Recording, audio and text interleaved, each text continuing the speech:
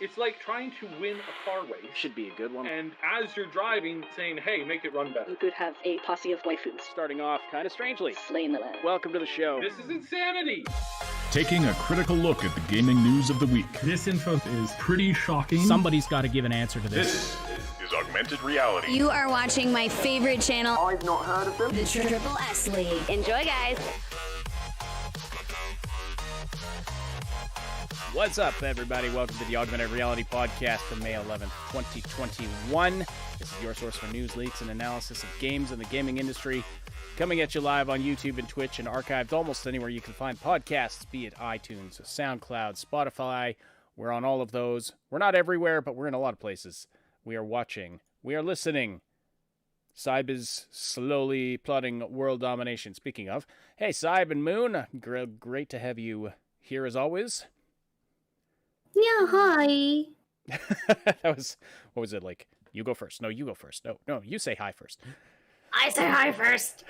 And hello, I am...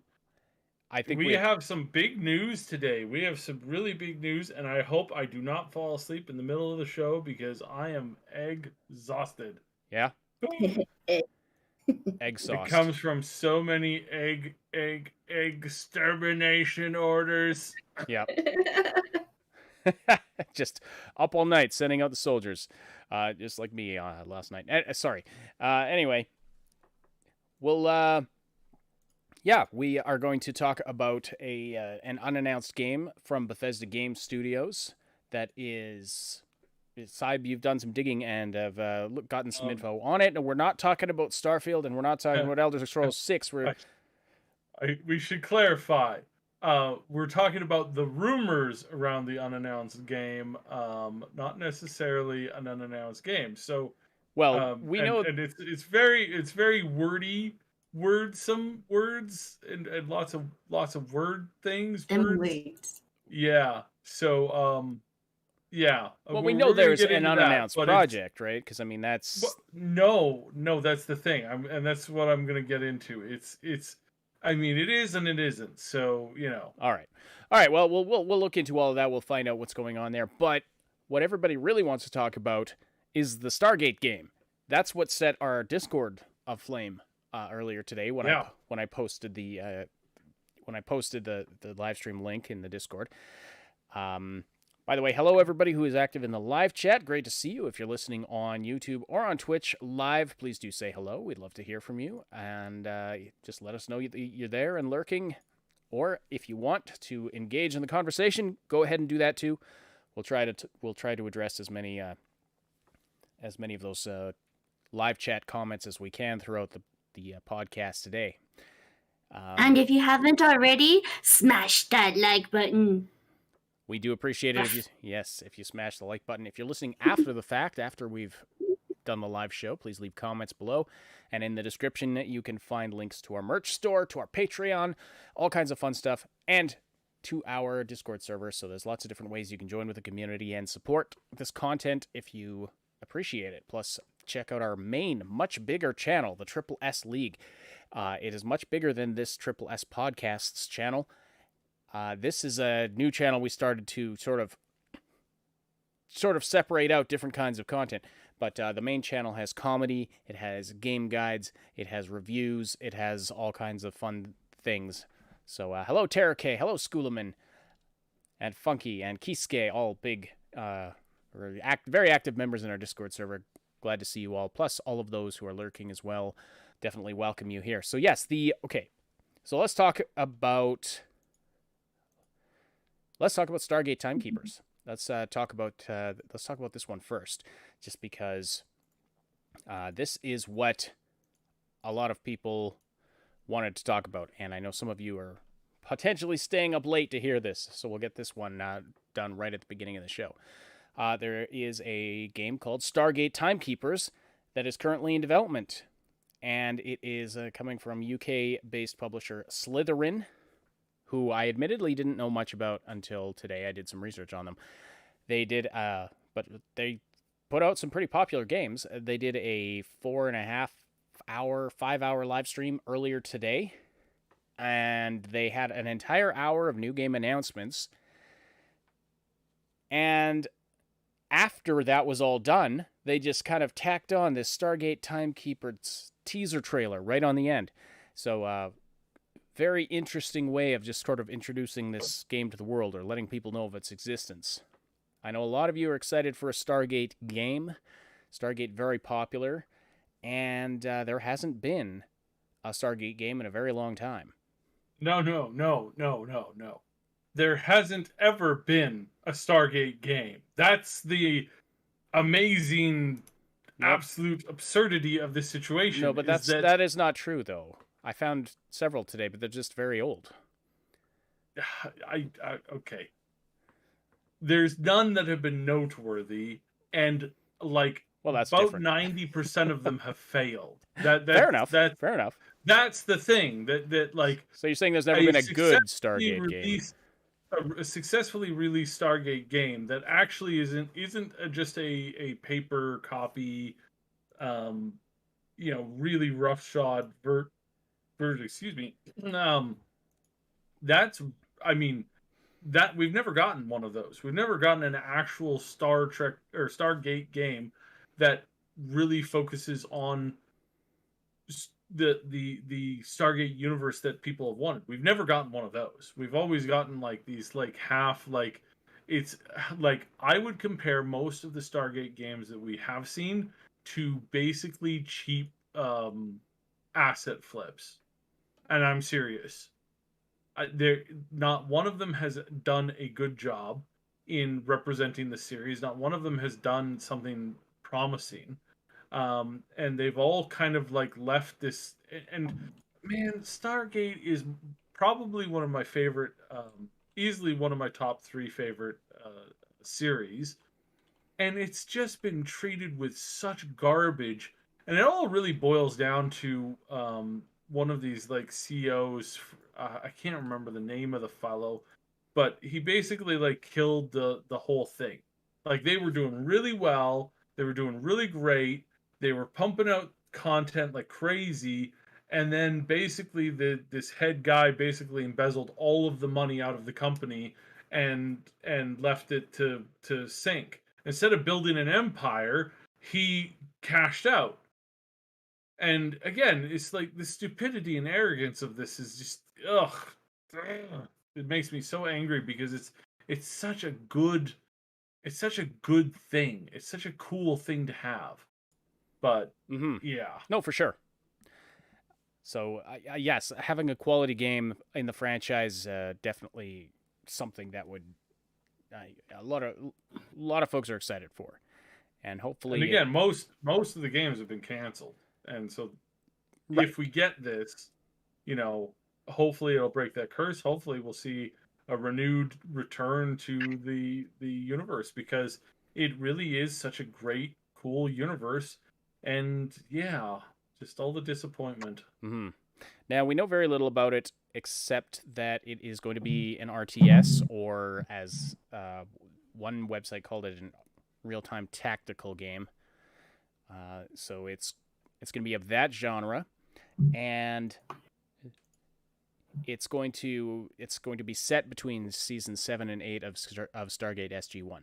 Now, I don't know where they picked up that bit of information. It definitely wasn't in the teaser, so there must be some other information floating around out there that I haven't found. But that I've read that on multiple news sites now that it's going to be set between these, season 7 and 8. So unless they're just all copying each other, which is highly likely. Well, they probably are, but I'm assuming that someone got a comment from someone at the studio that I just haven't found yet. That's really wishful thinking. Well, there's a quote here, like working on an IP like Stargate is an honor, from Slytherin marketing director Marco Minoli. I just don't know where he said that, so there's no citation for that quote. That's what I'm saying. But anyway, there you go. Sounds legit. I want to read a few of the comments that, like I said, this kind of set our Discord server on fire earlier. So there was a lot of hype, but also some like some hesitant hype. I mean, some of you were like, yes, I really want to be excited for this, but I don't want to get too hyped. There's been a lot of disappointment here lately with a lot of games, and I was going to say a minute ago, I really hope that the Stargate IP doesn't get some of the shit treatment that Star Wars and Star Trek have gotten recently. I hope it doesn't get a neutered kind of politically correct kind of treatment going forward, that they'll announce some new show that's just pathetic. I know it's a beloved franchise, right? So actually, it's probably one I should check out because, it's just not one that was part of my formative sort of sci-fi viewing years. I got more into the Star Trek. That's what my mom would let me watch, and then my friends at school were all into Star Wars. So those were my two big sci-fi things. So Stargate, it's this whole big world that's open to me that I should really check out. So I should find out where I can stream it. But anyway, so the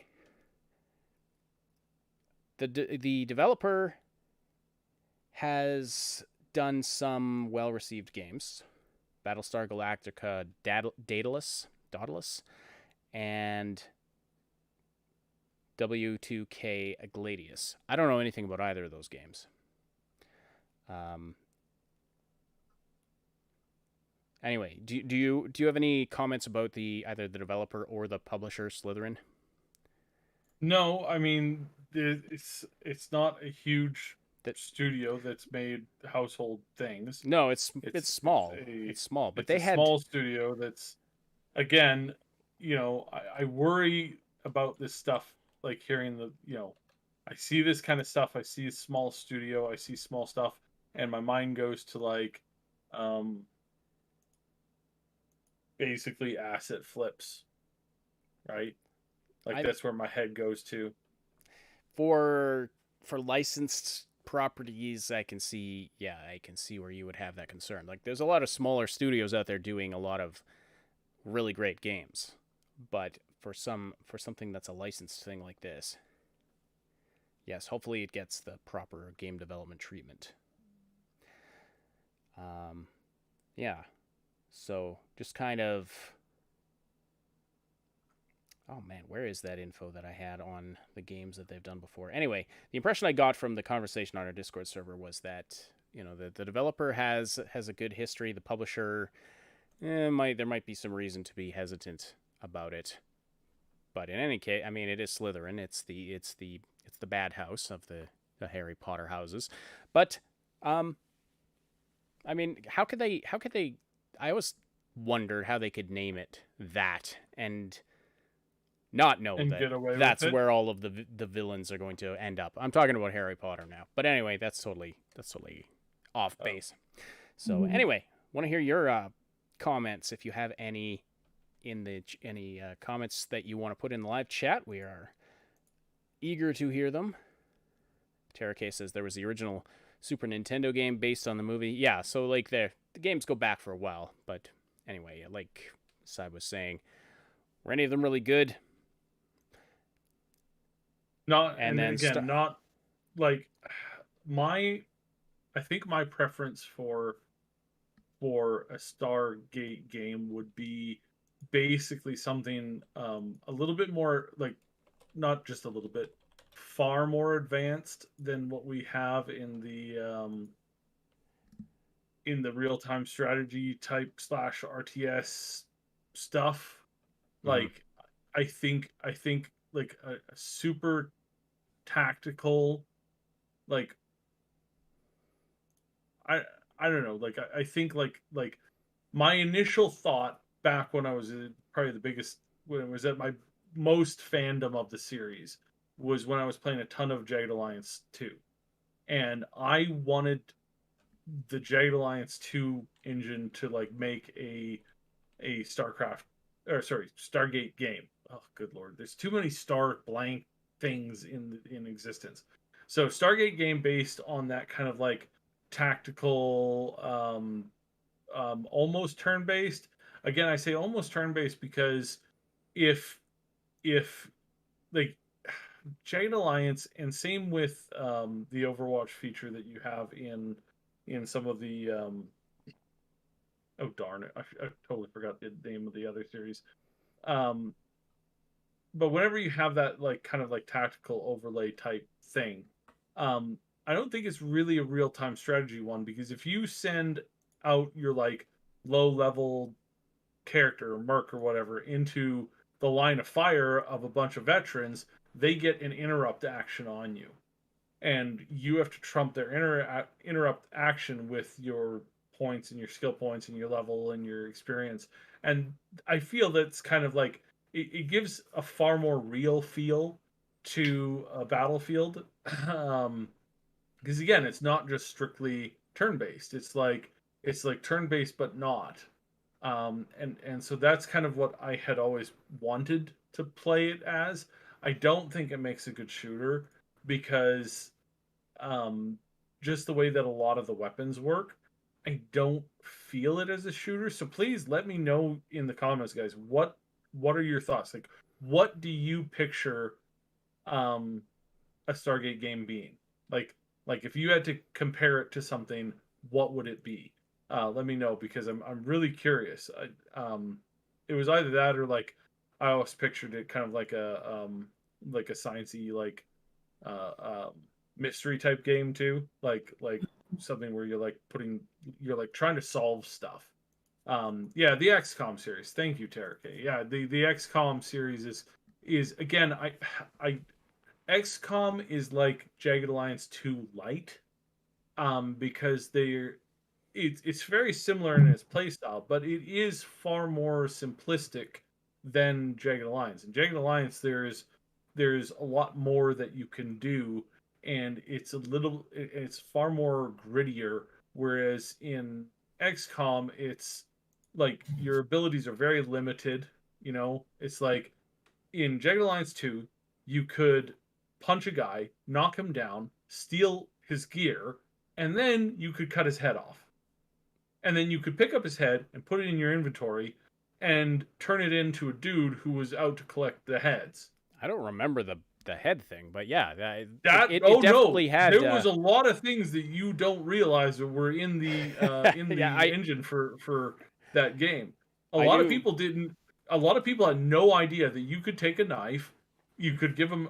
It had to be like a big knife, like a machete or something like that. You had to equip it onto your merc, and then you had to use a secondary action thing on the head of a body, and it would cut the head off, and then you would Holy take the head, shit. you would put it in your what?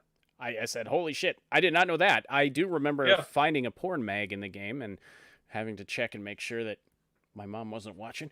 Not that she would have let me play that anyway, but the interrupt thing, yeah, that was a really helpful mechanic. Some if you could have the enemies channeling sort of down a hallway to you or something, or coming around a corner, like you could put a couple of guys laying prone and just end your turn with them both having movement points left or action points left, and then they could get constant interrupts as the enemies are coming around the corner. That was a really cool thing.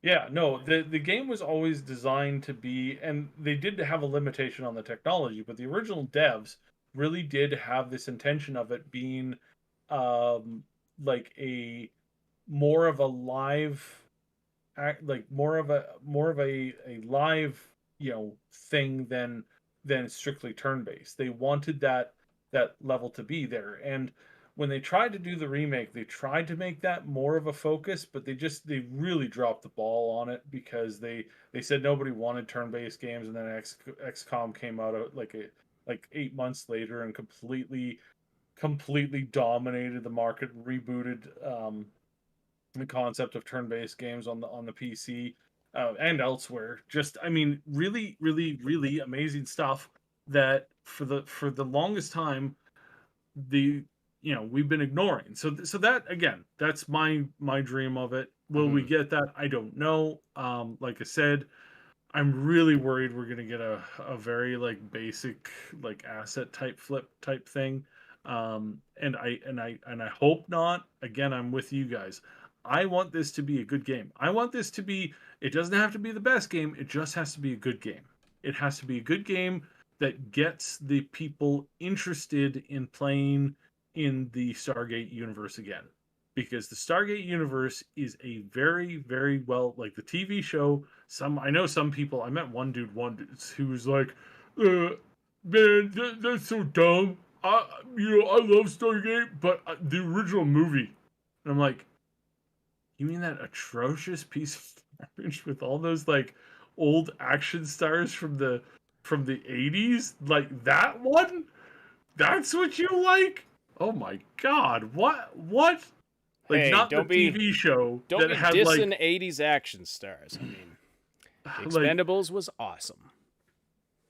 yeah, but it was completely retooled. Like again, like the movie was decent, but it had too many of these like really like screen hoggy stars and I didn't enjoy it. I think any episode of Stargate SG-1 beats the movie hands down. Like Oh, you I'm pick sure. I'm sure pick a it's. random episode and you play it and it's way better than the damn movie. I would imagine it's like going back to watch the original Buffy the Vampire Slayer movie. Yeah. That's Exactly. totally disconnected from the Exactly. show.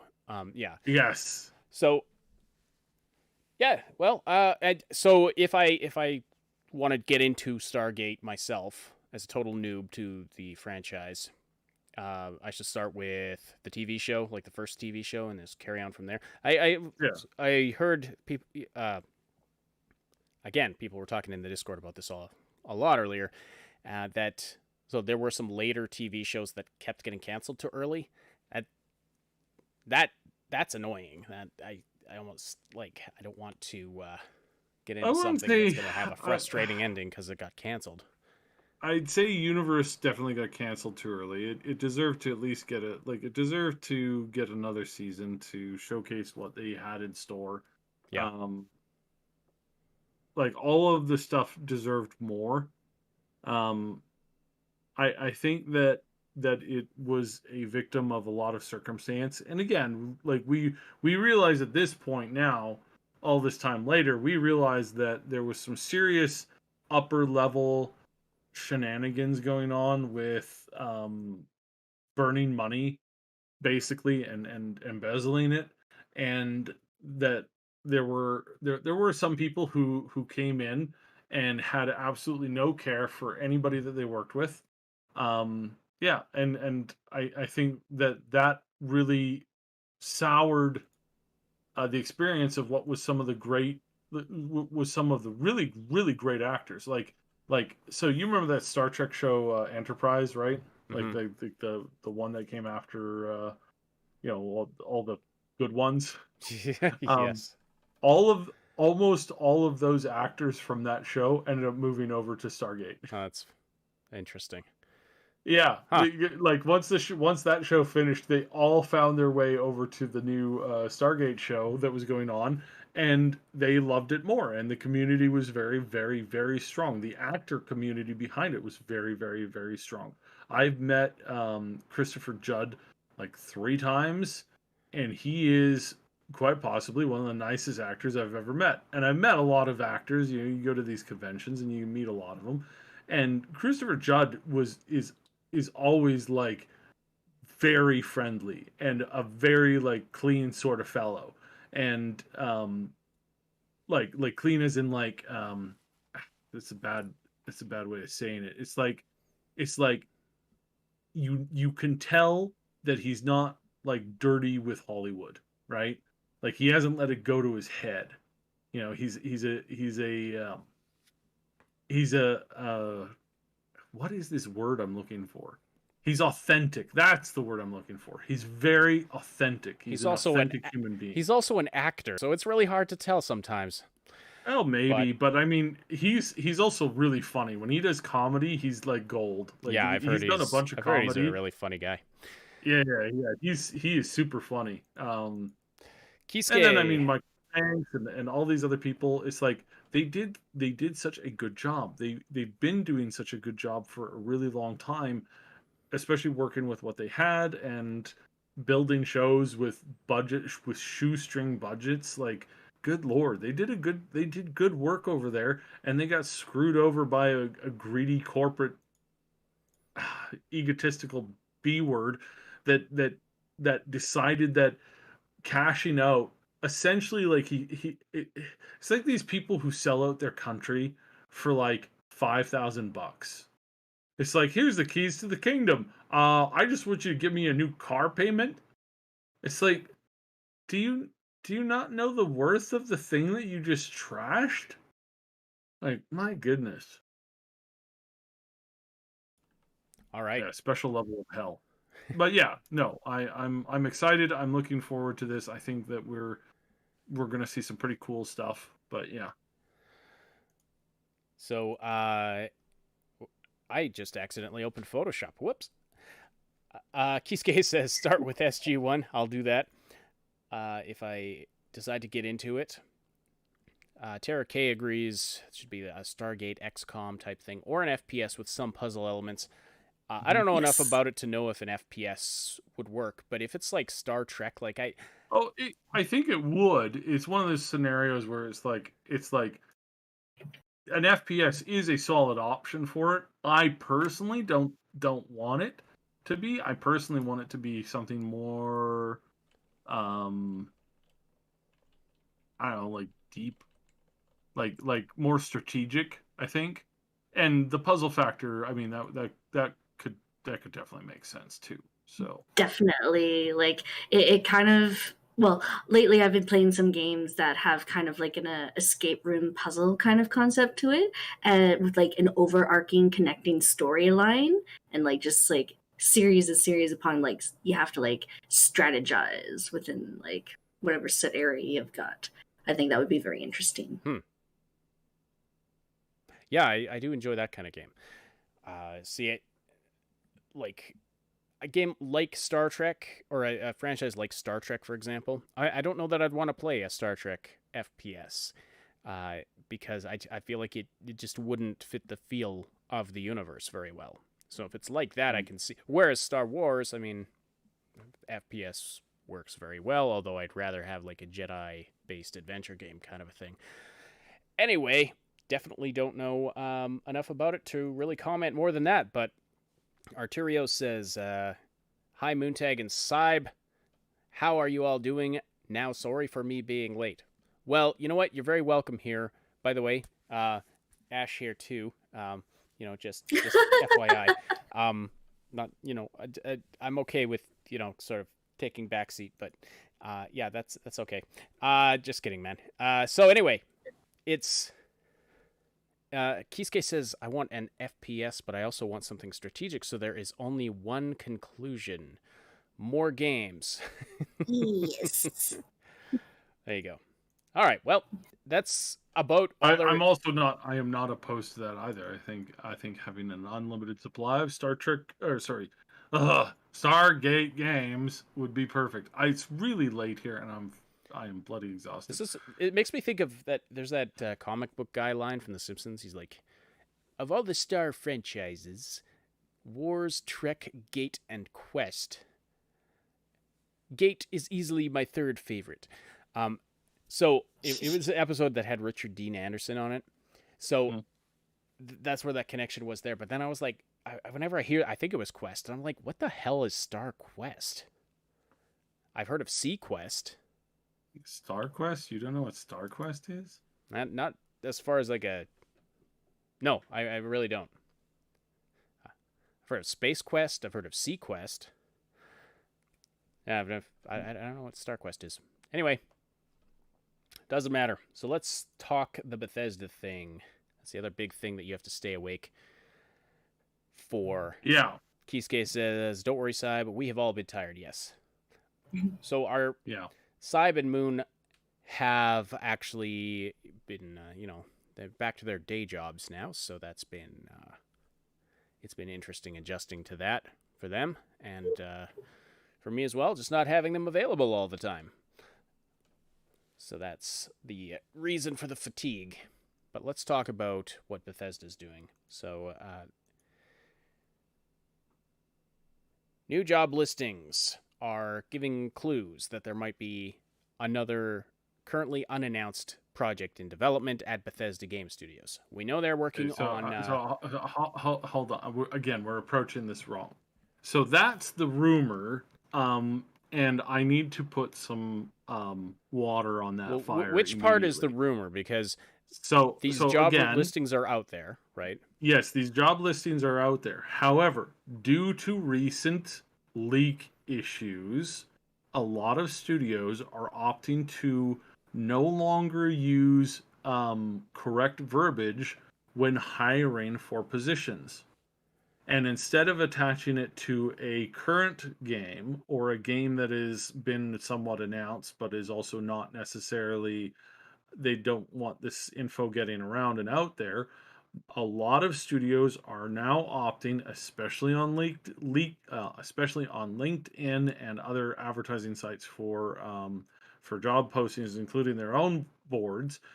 The new terminology for we need some people to do some stuff is to say work on an unannounced title. Okay. Because technically it's true. If you go to work for any video game company, if you stay there long enough, you'll work on a unannounced project in comparison to the time that when you started working at the studio. Well, I have to imagine that almost every game studio has some sort of unannounced project, even if it's like some idea that someone scribbled down on a napkin. Exactly. So this is something to take with a very serious grain of salt, in the sense that there's been a lot of people who are like, oh my goodness, that was speculation time. What kind of game could they be working on? I hate to tell you, but a lot of these positions are going to work for existing games or games that are already in the pipeline, and that the game that you're thinking exists doesn't exist. And this is the big news today, is that the primary studio putting out these ads is from the Austin, Texas one, which is the primary people behind the 76 game. Those are the people who have been running and who built that game originally. The majority of it, they're the ones who made a lot of the calls that everybody was really, really upset with.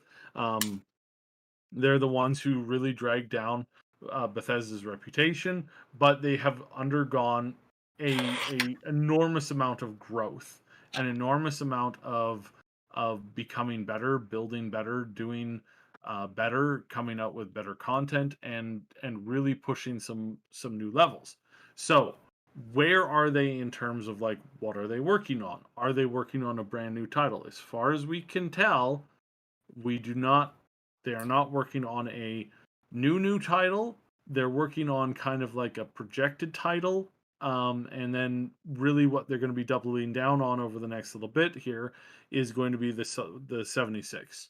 And it's really hard to hire people for 76 right now because of the bad stigma. There's a lot of bad stigma, a lot of bad, background stuff. Now, when you go to work there, yes, you're going to be working on, a new project that's up and coming that they're going to be working on. They are leaning more and more to become the preemptive multiplayer facet of the studio group.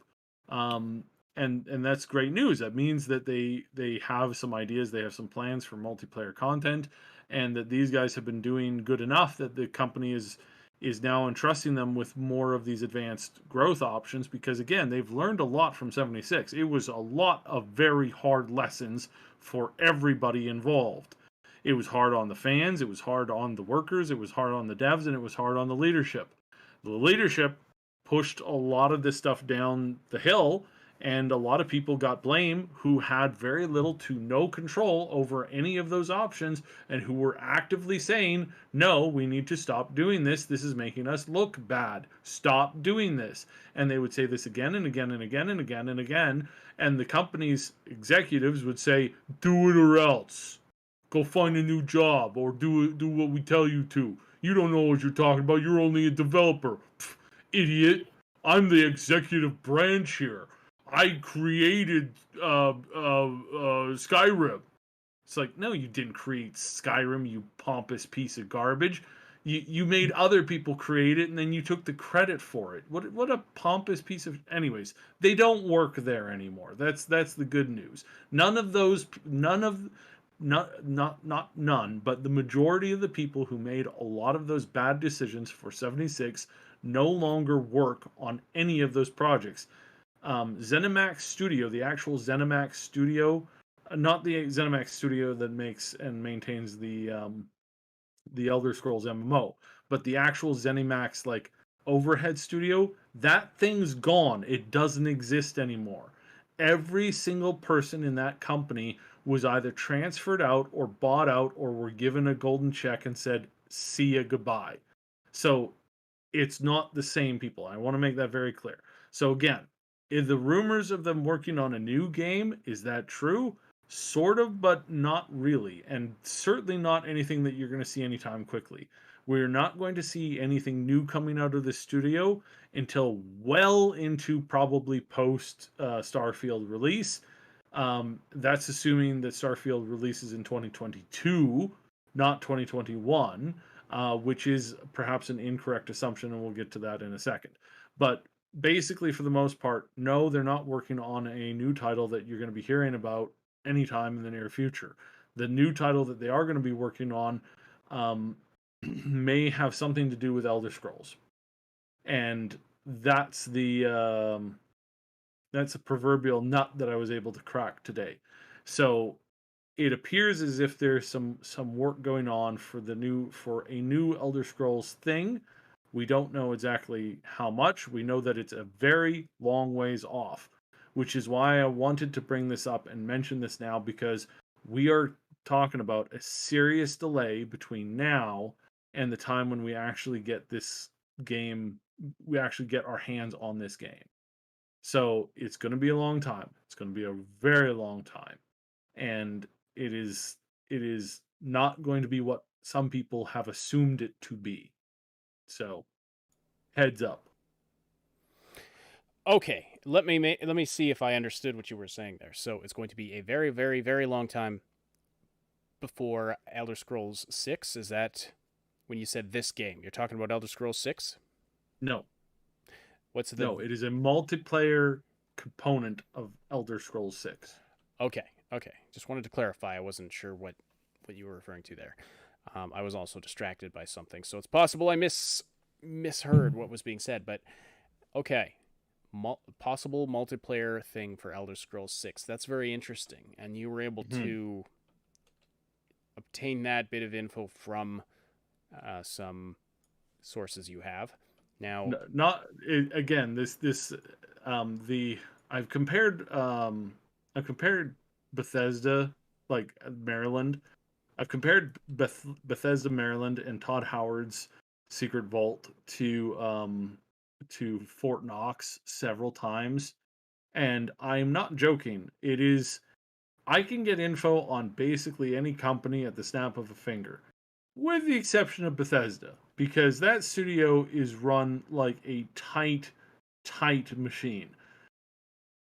I mean, it's easier to get info out of nuclear submarines at the bottom of the ocean than it is to get anything out of Bethesda. If they don't want anything getting out, it don't get out. Like they've had a handful of leaks a very long time ago, but most of those were like really like either they were really advanced. There was one that came out for Skyrim like 2 years before Skyrim came out. And it was like, again, it didn't really draw very much attention at the time, and it was a lot of hearsay, and a lot of people looked at it and called it bull. And then it was only after we actually got it. Same thing happened for Fallout 4 with some of the plot stuff, but again, a lot of that was just like not really listened to. It showed up on a really weird forum. It wasn't any way you could like confirm it or track it down. Yes, it turned out to be correct, but you just don't get information out of it like this. So again, this isn't something that I've been able to like break into here, but the chatter and the people talking about stuff going on, and now because they are part of Microsoft, there's a few more ears on the ground with being able to connect what they're kind of lining up So again, this isn't one of these like, ooh, I have really good proof of this said thing. I have people talking about the things that they've heard people making plans for. So that's one thing. But some of these plans are really obvious and are actually like keenly to know. So first of all, the first takeaway is that no, we're not getting another new game coming out of Bethesda that we didn't know about in the next 2 years. The next new thing coming out of the Bethesda studio group, like the smaller Bethesda type, not some of their sister studios, just the actual like Bethesda core team, which is I think only 3 studios right now. Really, we're not what we're getting from them is Starfield, and then Elder Scrolls 6, and that's a 5 to 6 year wait to get all those things.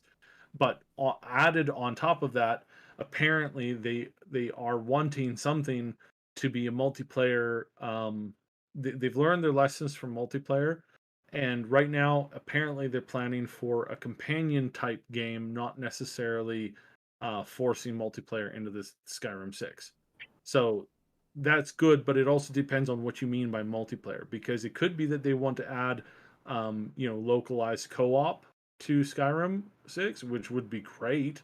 Imagine the ability for you to invite your friend to your world and show them your world without needing a subscription service or without needing permanent servers online, just a game to like direct play with your friends, which is what the original like concept behind 76 was.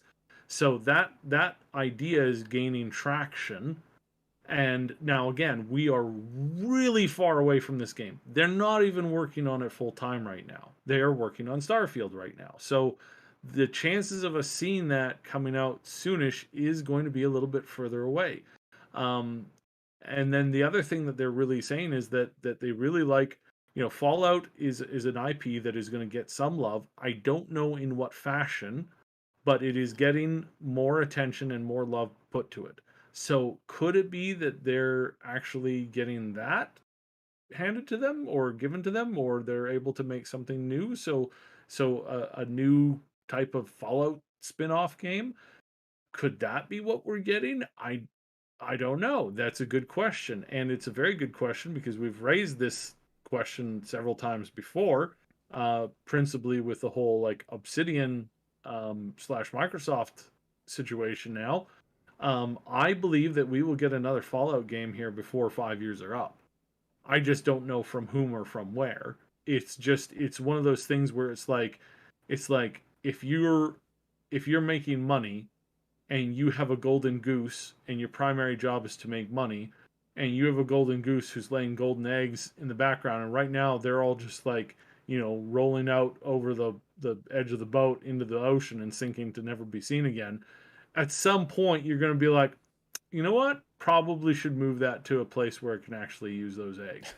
That's the scenario that's been floating around. Is like there is a lot of people at Microsoft, and there's a lot of people in the Microsoft suite of studios who are raising this question of like, hey, Fallout is a huge IP, and it has its roots. Like there's a lot of roots that they can go with Fallout. Fallout has been an RTS before. So, well, RTS, again, tactical RTS type thing. Brotherhood series was a very interesting take on the game. There are other options for Fallout that they could do. There are side games. There was the Fallout New Vegas, which was technically not Fallout 1, 2, or 3, or 4. It was something different. And they've had other games like that before. They had Fallout Van Buren. They've had other concepts. They had that really wonky, weird Microsoft or Xbox dungeon crawler Fallout game. They have a lot of options, and I find it incredibly hard to believe that they're not planning on working with something. And that's what we've been hearing a lot of rumors on for a while now, is that there is something Fallout related in the works that started up almost immediately after Bethesda got bought out, which has only been a few months. So again, we're not going to see this next year or even the year after, but we're going to see this somewhere in the next 5 years for sure. And again, is it going to be Fallout 5? I highly doubt it. Unless it's some kind highly of doubt it. right.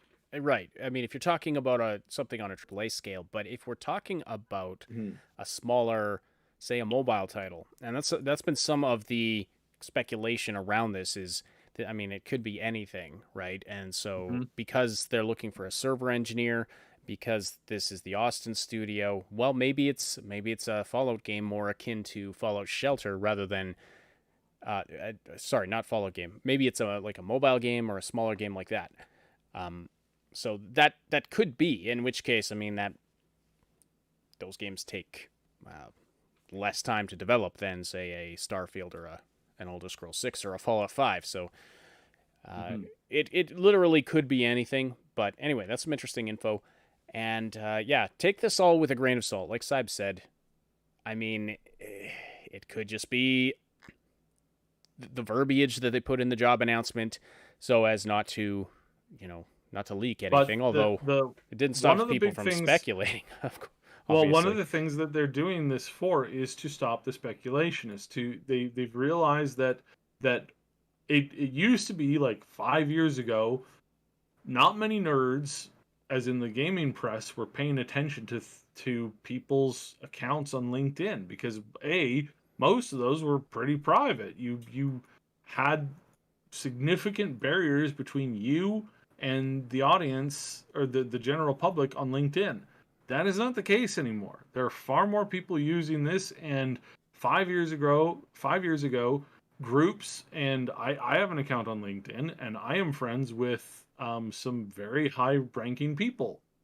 And I couldn't have gotten that 5 years ago because 5 years ago, those people had friend groups of less than 24 people. But now they are in groups of several thousand people, and it's just like Facebook, where everybody's only a few steps away from anybody else on the platform. And so that kind of stuff happens. I'm not bragging. It's literally just LinkedIn is literally just another social media site now. Yeah. It's far more than what it was 5 years ago or however long ago, when people first started to use it for the utilization of actually having like actual resumes and professional people keeping in touch with other professional people. It has become far more open, and it has become far more commonplace for people to have their accounts on there are not they're not looking for work. They have accounts on there keeping in touch with other people that they know in the industry, in whatever industry they're in. So yeah, that's how the system has evolved, and with that evolution has come the need for them to refine how they post job positions and that. So I promise I had something juicy today. That stuff's kind of juicy, but what was really juicy and what I alluded to earlier on is that, are we getting Starfield this year? This is a question that's been popping up more and more commonly here. A few weeks ago, I said that I find it likely that we are going to get Starfield out this year because of the way that they have been doing certain things with certain copyrights and trademarks. And the way that they've been doing it is a signal flag that this is content that is coming out this year. And now I've given you my opinion on that before, which is that I'm not convinced 100% that it's the game release, but I'm not convinced that it's not. It's like 50-50 right now. Is it stuff that they're preempting to drop? Say they want to drop it early next year, in March, sometime next year. They would need to start advertising for it pretty early on, especially because it's a new IP. Nobody knows about it. They may have some secondary like story content, movies, comics, anime. I mean, literally anything's on the table, right? Like with all this stuff that's been going on with Netflix and video game culture and Amazon and all that kind of stuff, with all of that stuff going on, it really opens the door to the concept and the idea that they need to advertise this content to make people interested in this game. They won't have a 2-week announcement to release date. Oh, I mean, they could. Again, Todd Howard is a fan of that, so again, that could be possible, but I find it highly unlikely. So does that mean that it's coming out this year? Well, up until today, or actually yesterday, I was pretty sure that it was still kind of up in the air. I am now more certain than ever, about 75% now, that the game is actually dropping this year. Again, not a promise, but why do I think this? Because now, today, I've been able to, yesterday again, I was able to confirm that what I've been hearing from advertisers, especially advertisers that are typically active in the game industry around E3, are getting big, big buyouts for advertising space for Starfield. And again, this was a rumor I've heard for the past few weeks. And recently, there was a podcast and some other stuff going on where more people have started to signal boost this as true. So it's kind of like checking sources, checking sources, checking sources. In this case, I can't check all of the sources I want to, but I'm starting to hear it from other people. So when other people who aren't connected to you or your sources are starting to say things publicly that are marrying up with what you've heard from your sources, that's almost as good as a secondary source confirmation. So it appears more likely that we are going to get, at the very least, a huge announcement and world showcase of Starfield this year. This is for sure. Secondly, are we going to get the release this year? Becoming far more likely. Microsoft needs a win. They need a big title to put out with their new console this year. If they were shopping around before 2 years ago, when they were looking for release games and they were making all their plans, and they shopped around and they stopped over at Bethesda and said, "Hey, where are you guys at?" And Bethesda was like, "Well, we just had this disastrous launch of 76 and it was absolutely horrendous. We're working on this Starfield game. It'll probably be ready in 2022. They probably said, "Great, we're interested in buying." And then that started the talks that led to them buying them out. Of course, the death of the head dude over at ZeniMax probably helped with a lot of that too. But if they had this thing prepped to go out in 2020 as a launch title, but got delayed because of Corona, if that all happened at the same time, they're now should be ready to launch the game. And that's what we've been hearing from other sources, is that this is the most polished game that Bethesda has ever had pre-release. And that's good. I mean, it's about dang time that they invested in this, but yes, this is good news, right? Which still means it could be buggy as hell, but yeah. Oh yeah, it still could be completely still could not be able to complete the game easily, handily, as far as release goes. Bethesda's, I mean, they might have learned a lot of lessons, but they're still the same dog. So yeah. Well, that's very interesting though. I'm glad you. So yeah, you dropped this like right near the end of our segment on Bethesda here, but yeah, I didn't realize you were planning on talking about Starfield. Otherwise, I would have had a better graphic prepped than what we've got on the screen right now. But that's very interesting. There's one or two more quick things to cover. So there's sure.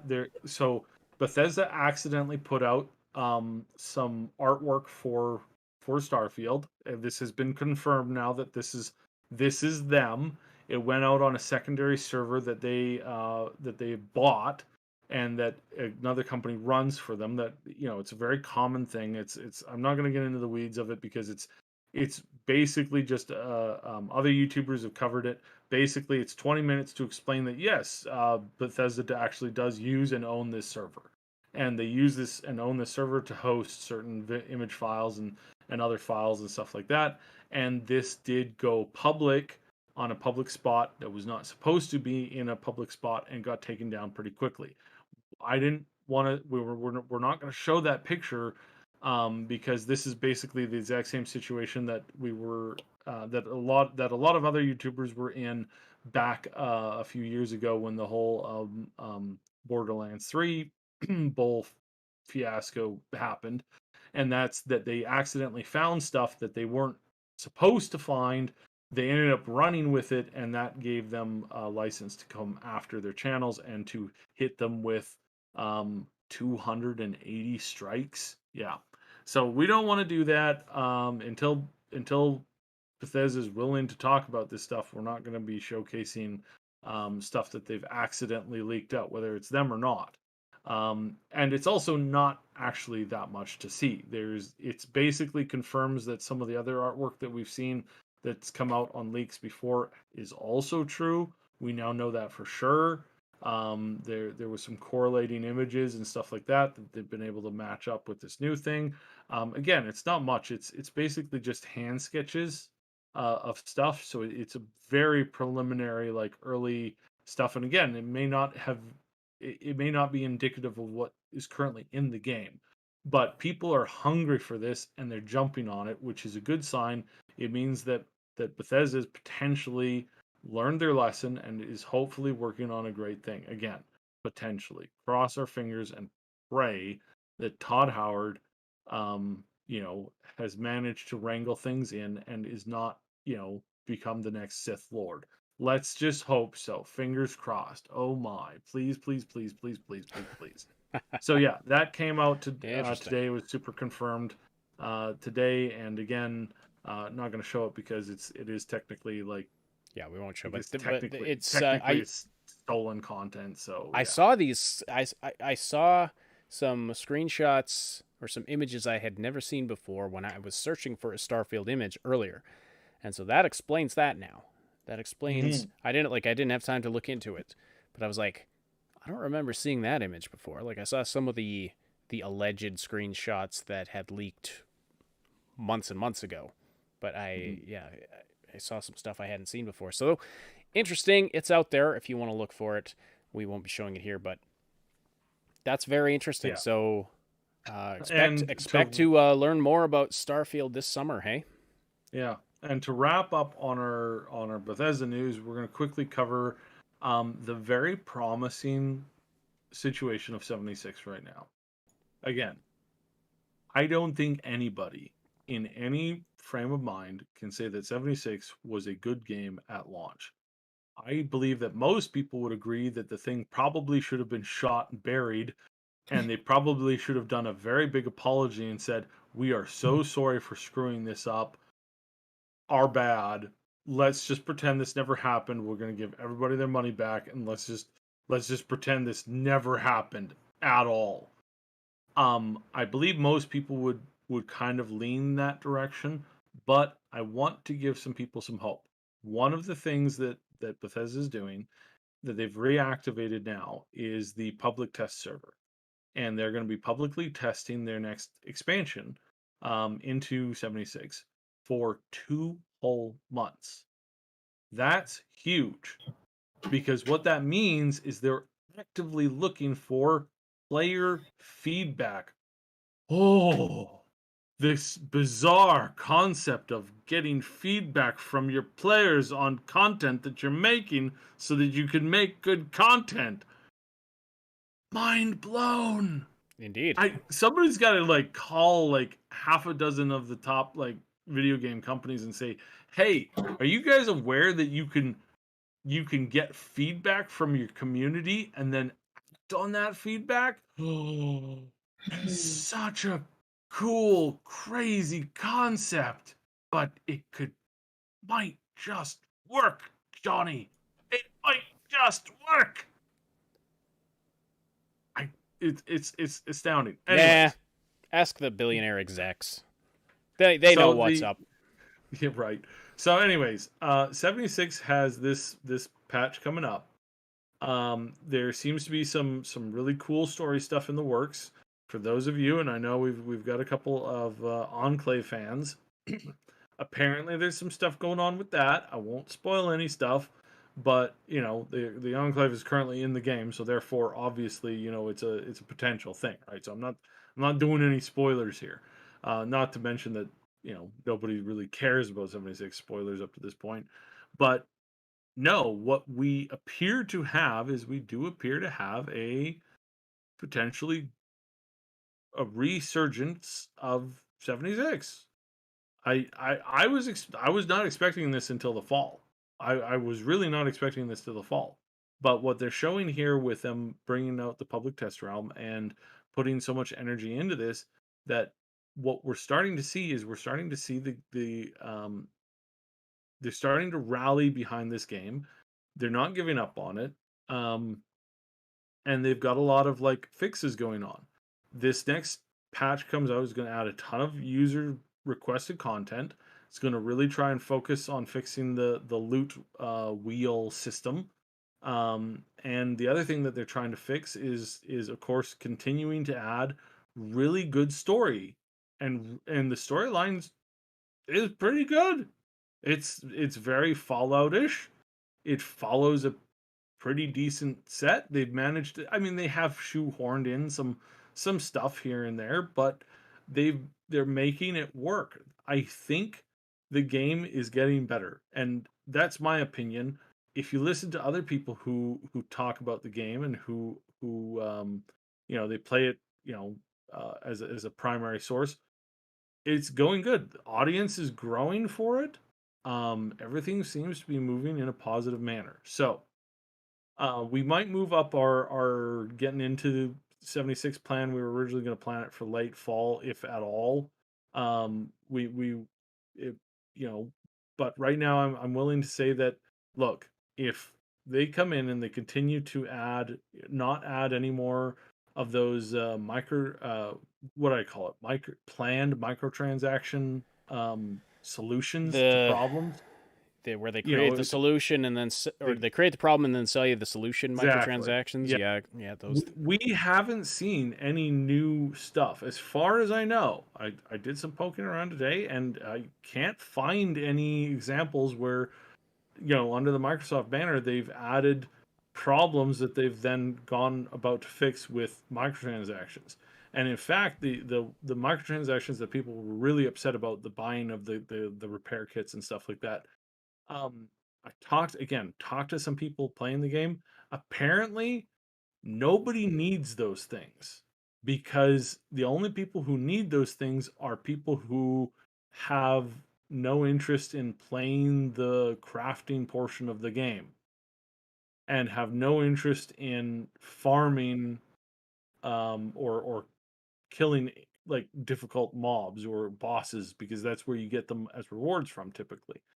So again, the only people who are, who find themselves needing this are people who don't actually play the game in any way, shape, or form to the way that it was designed to be played.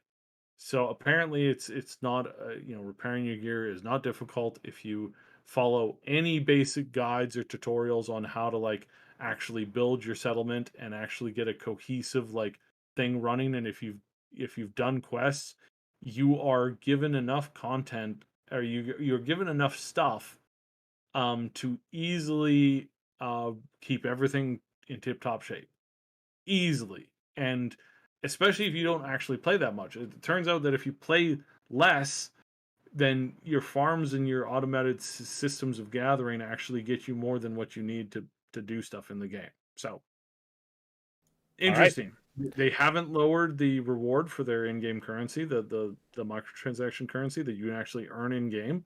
Most people are not running into those problems. The rewards seem to be up a little bit from where they were, 2 years ago, or like a year ago.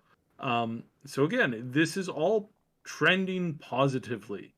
And again, I want to see a No Man's Sky fix for this, because I don't want Fallout as a whole, as a genre, to get put on the back shelf. I really don't want to see that happen. I don't want to see a Mass Effect thing where we don't see another, another game for over a decade that really sucks.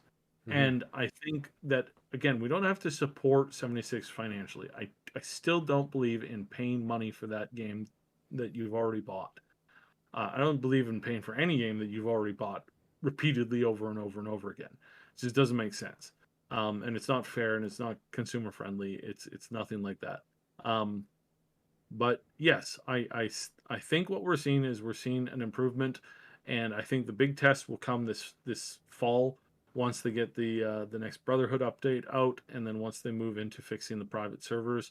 We'll see what they do with them. I'm praying that we get some really nice options and that it comes out clean. Am I encouraging people to get the game? Hell no. I still think this game needs to be extremely critically played, and I think I agree. It's gonna take it would take a lot to get me back into it as someone who has played it before, got my fill of it, and kind of left it behind onto other things. It would take. I think it'll take a lot to get a lot of people back. But I mean, I think doing a sort of a community test drive of it for those of us who already have purchased it, it's not a bad idea. Not a bad idea at all. Yeah. Anyway. Yeah. So it's looking better. So fingers crossed. Again, fingers crossed. You are listening to the Augmented Reality Podcast. Thank you so much for the activity in the live chat. If you want to keep the conversation going after the live podcast, please do join our Discord server.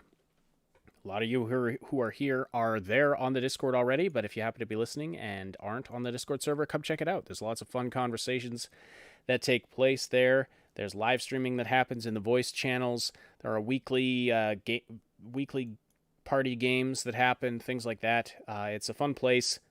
I've seen lots of friendships and relationships forged there. So I encourage you all to check it out. We work very hard to keep it positive, to keep it on track, on focus, and to not get, really toxic. Politics and controversy, we put that off to the side where you don't have to look at it if you don't want to. And it's been working very well. And I also want to thank all of our patrons and channel members on the main channel. You can't be a channel member on this channel because it's not monetized yet, but you can be a channel member over on the other YouTube channel. Yes, Arturo, thank you. Smash that like button.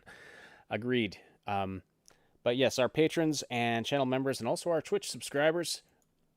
The Twitch audience not very big, but for those of you listening over there, we welcome you here as well. But Schoolaman, one of our patrons, sent a screenshot. He's watching the podcast on his big flat screen TV. So that's pretty awesome. So if you're listening, buddy, I'm glad you're able to catch us over in Upside Down Tomorrowland over in Australia there. So, and Jasmine in the chat says it likes it rough. Yes, it does. For those of you joining late, welcome. Yeah. So I wanted to pitch to Patreon a little bit, just because it is, things have been a little tighter lately. We don't, obviously, we don't expect financial support from everybody.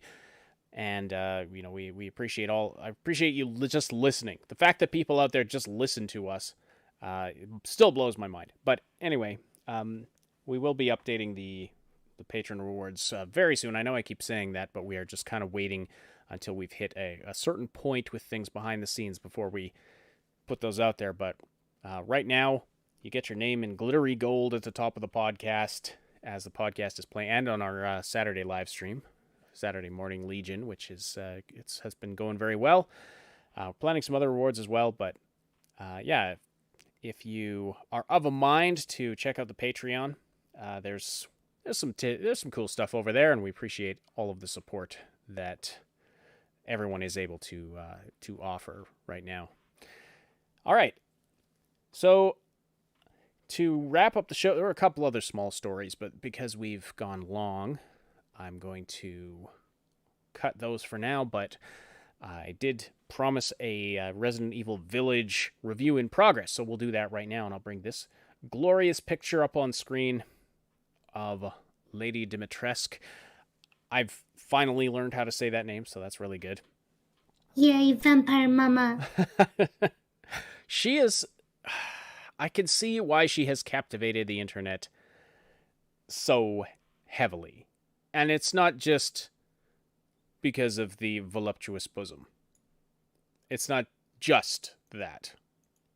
Just saying, Actually, it's been very funny watching people. It's kind of become a joke to explain all of the reasons why you like Lady Dimitrescu, besides her very obvious physical features. But she's actually, there's some points in the game where you get a close-up of her face, and she's very beautiful, elegant sort of lady. It's too bad she's completely evil and wants to devour you. But yeah, you see her here, very elegant in her mansion, and with her elegant fingernails that all Victorian ladies had, of course.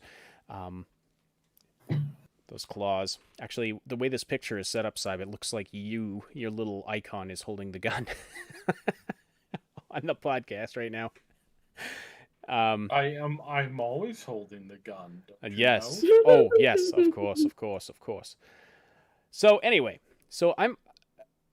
that is a woman, not a lady. I'm not sure what you mean, Arturo. You might have to explain that one to me. So anyway, let's talk about Resident Evil Village. So I'm relatively new to the Resident Evil franchise, and I had zero interest in Resident Evil 7. It just looked like a gore fest. It did not look interesting to me at all. I understand it's really good and the story's quite good and stuff, but I had no interest in playing it personally. But this one, I am loving this game, and I am only partway through. I know there's some of you out there who have played it multiple times. Robin, hey, welcome. Hey, Robin. I know that there's already people out there who are playing it multiple times, or who have played it multiple times.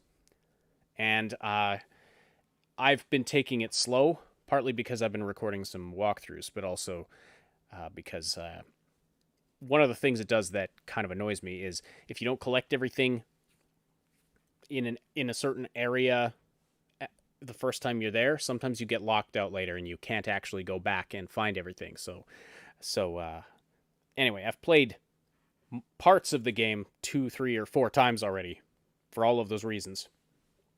But anyway, it's fantastic. The characters are just... So, if you watched...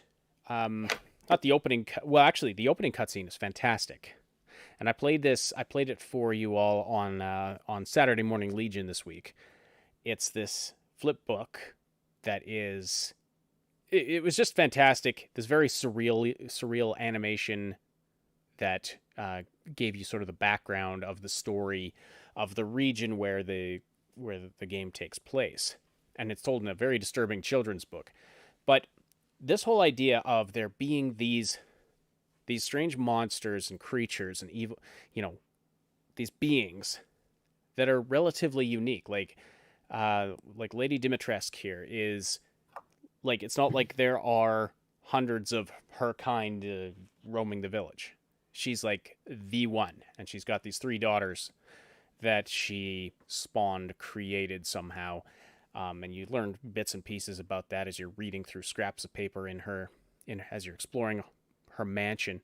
So, yeah, and then she's the one that we all knew about before the game came out, but if you were watching on Saturday, I showed you all that cutscene of when Heisenberg initially captures you and drags you into this underground cavern, and you get to meet all of the lords of the area, and each one is a different kind of very bizarre mythical creature.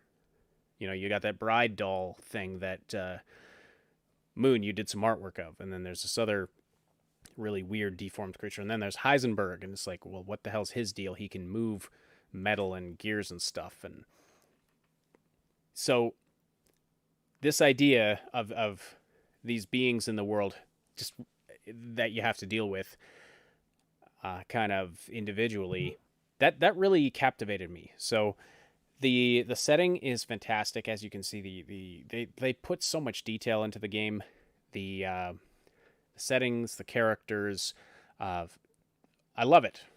I just love it. You have the contrast between this destroyed, run-down village, and then these elegant manners that you go through.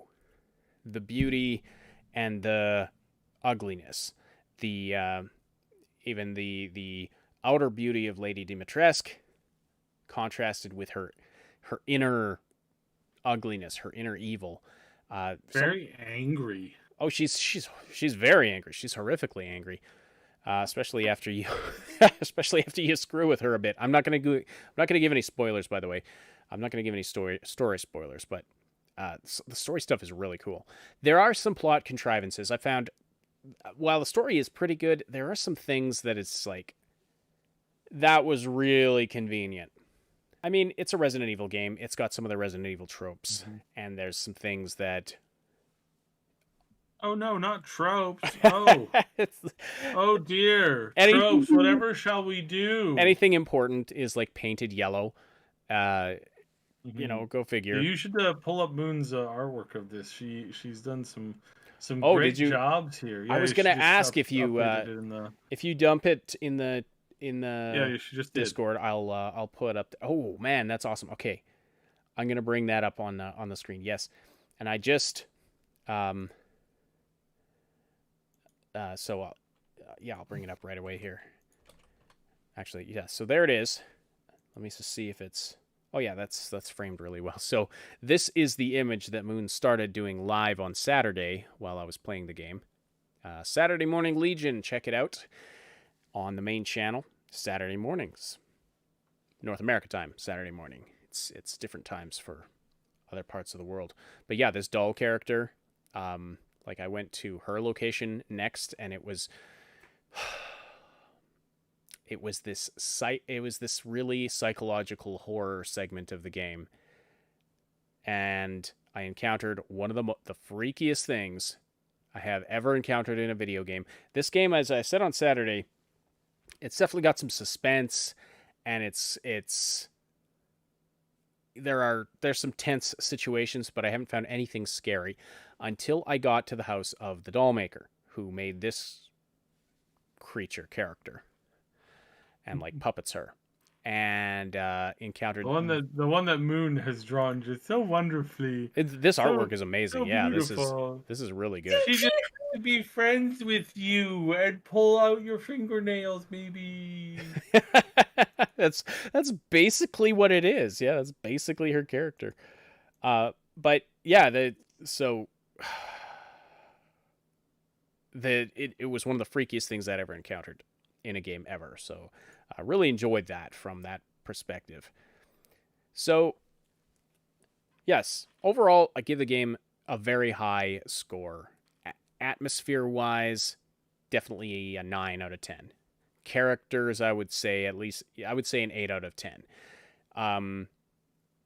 Gameplay, like action and like the action and gunplay and stuff is average, I would say. There's not a ton of strategy to it. It's kind of like, well, survive and shoot things in the head if you need to, and if you can't, try to run away.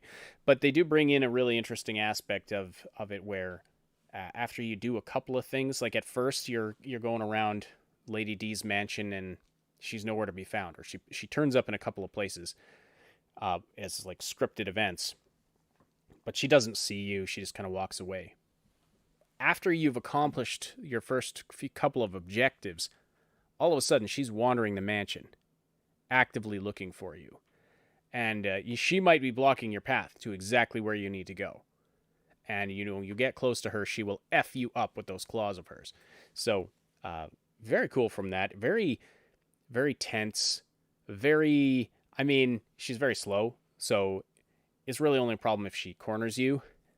And if you've got a loaded shotgun, it's actually very funny.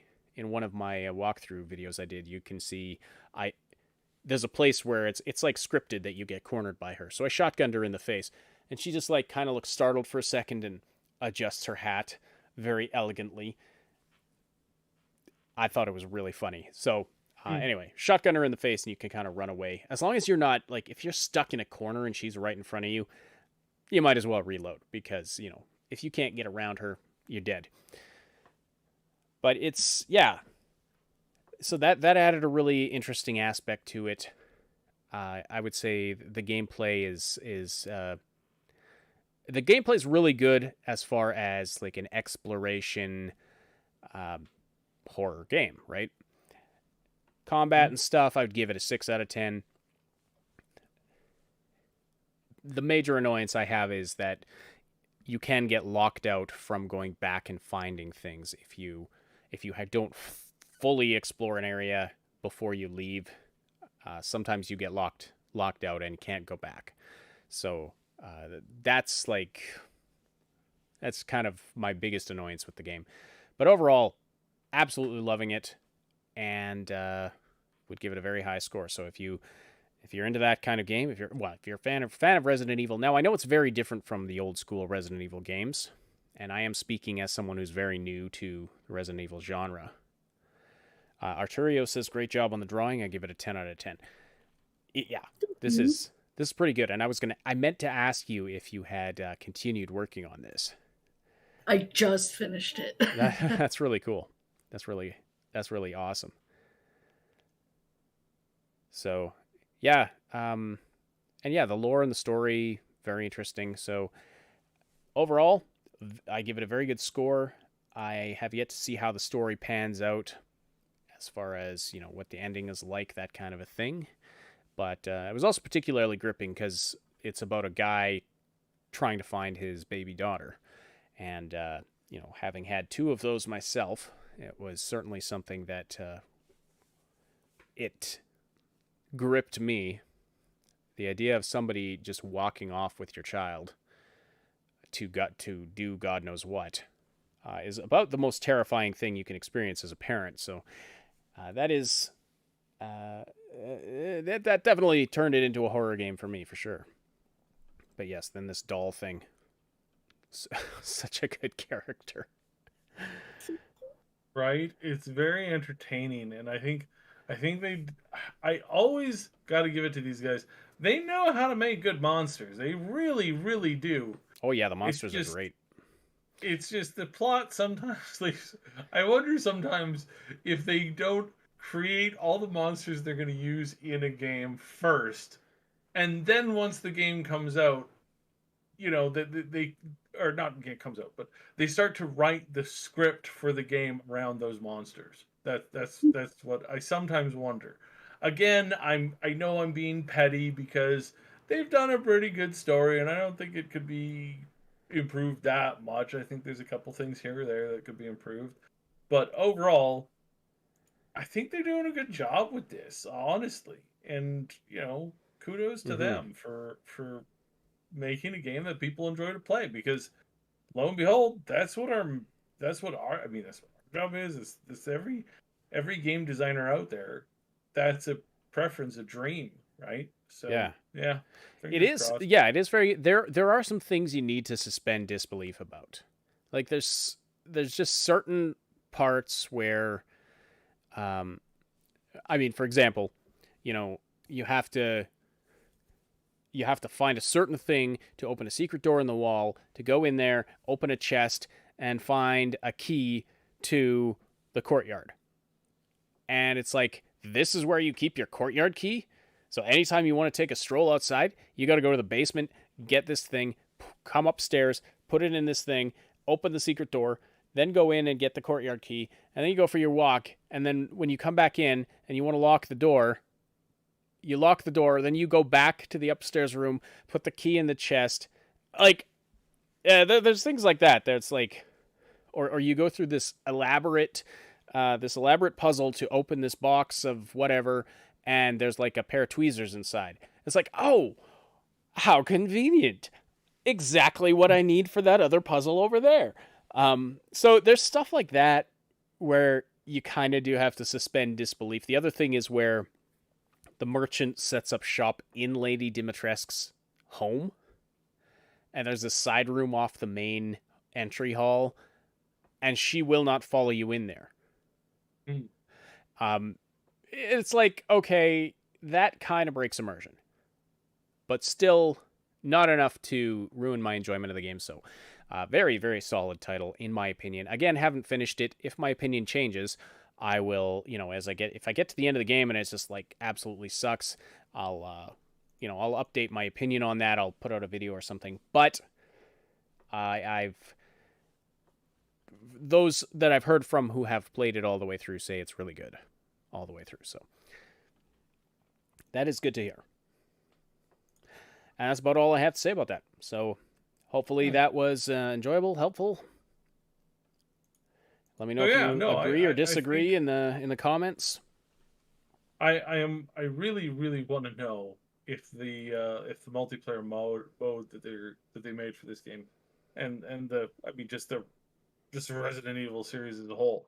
I'm really wondering if they've put enough time and energy into that to make that a success now, or whether they're just kind of like coattail riding, and eventually like a couple big sets will make its way over, and then that's it. I don't know. Yeah, I don't know. I don't know. Fingers crossed that the multiplayer game gets better, because right now I don't think it's that good, just based on what everybody else is saying. Yeah, I haven't even thought about trying that. That's definitely not what I've been interested in. Because like I said, the combat is serviceable. It's not fantastic. Like it's average, but there's no strategic element to it. Like you can't even really block or parry. Like you have a block that reduces the incoming damage. Which I found so funny. He's in a universe where there's vampires that want to drink his blood, and what does he do to get them away from him? He exposes his wrists. Yes, yeah, exactly. But like, does not compute. But one of those zombie-like things might swing a battle axe at you, and you can block it, and it reduces incoming damage. It's like, okay, you would actually be in two pieces on the floor, maybe more than two, because it'd probably go through your arm and then through your head and slice you down the middle. But okay, block. But like if there was some kind of a parry mechanic, or some sort of more strategic mechanic, I would like that a lot more. But again, it's not really the focus of the game, so I can see why maybe they didn't put as much focus there. Because the monsters, like, you don't have to kill the monsters, like the generic monsters. Like, there's boss fights that are not avoidable, but the generic monsters that are just in certain places, you can try to avoid them. You can run, you can try to use stealth. I haven't been very successful with stealth yet, but I always try to kill them because they drop awesome stuff. Like, they drop loot. So I always try to kill them so I can get the stuff, so I can upgrade my stuff and craft things. So anyway, overall, really, really good game. But again, total noob to the franchise, so you'll have to let me know if you agree in the comments and how it would compare, in your opinion, to previous games in the series. Anyway, with that, I think that's all we had for today, unless there's any final comments, Moon or Saib. If not, we'll wrap it up. So thank you so much, everybody, for joining us today. Thank you for all of the conversation in the live chat. Do check out our Discord server. And join up there. Hit that like button if you haven't yet. We'd really appreciate that. Share this around. Subscribe over here and on our main channel. Would really appreciate that. We have lots of different kind of content over there. So, yeah, check it out. See if you like it. Leave comments below if you're listening after the fact. And if you are listening on one of the audio-only platforms, don't forget you can check out the live show. We're running it once a week at Tuesday night. We've replaced the Saturday show with Saturday Morning Legion on the main channel. You can check that out. We incorporate live gameplay, live artwork from Moontag. We still do talk about news. It's a little bit more of a casual, laid-back thing. So yeah, check it out. Tell us if you like it. We've gotten really good feedback on it so far, so we are looking for ways to improve it, but definitely check it out and let us know what kinds of games you'd like to see on that show and what kinds of topics you'd like us to talk about. And Moon does artwork inspired by whatever we're talking about or playing, so yeah, it's an interesting new format we're trying. Thank you to our Patreon supporters and our channel members. You have seen their names appearing in glittering gold throughout the podcast, up at the top of the screen. We really appreciate all of you folks very, very much. You really do help us to keep the train going here, but also help us to improve what we're doing. So really appreciate that a lot. The Augmented Reality Podcast is a presentation of the Triple S League. I've already told you about the YouTube channels, so yeah, check it out for lots of quality gaming content. My name is Ash. On behalf of Saib and Moontag, thank you all so much for listening. We'll talk to you again very soon.